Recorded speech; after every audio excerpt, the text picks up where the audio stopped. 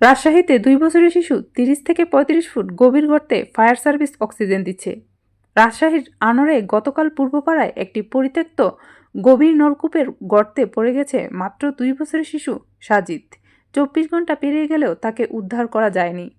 এখন fire service oxygen সরবরাহ করছে এবং শিশুটিকে উদ্ধারে চলছে দ্রুত মাটি খনন ও উদ্ধার অভিযান।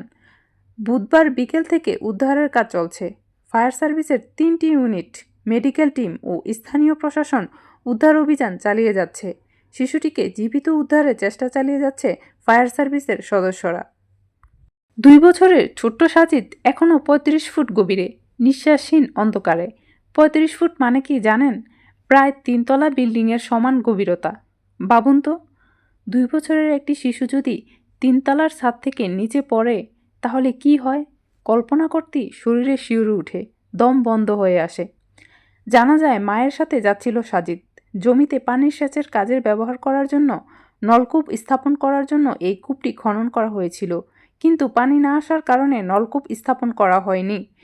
নলকূপ স্থাপনের জন্য খননকৃত সেই কূপটিতে 35 ফুট গভীরে সাজিদ পড়ে গেছে।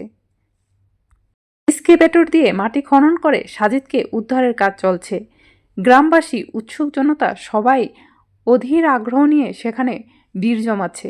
সবাই দোয়া করছে যেন সাজিদকে গভীর কূপ থেকে উদ্ধার করা যায়। সাজিদের মা বলেন, আমার অসুস্থ ছেলেটা এখন 40 ফুট মাটির নিচে, এই তীব্র শীতে। ছেলের জন্য রাতভর অপেক্ষার পর রুনা বেগম বলেন, আমার ছেলের প্রচণ্ড জ্বর থাকায় দাদা নিয়ে যায়নি। সকালে আমি ওষুধ এনে তাকে খাইয়েছি। কে জানতো ছেলেটা এখন 40 ফুট মাটির নিচে। এই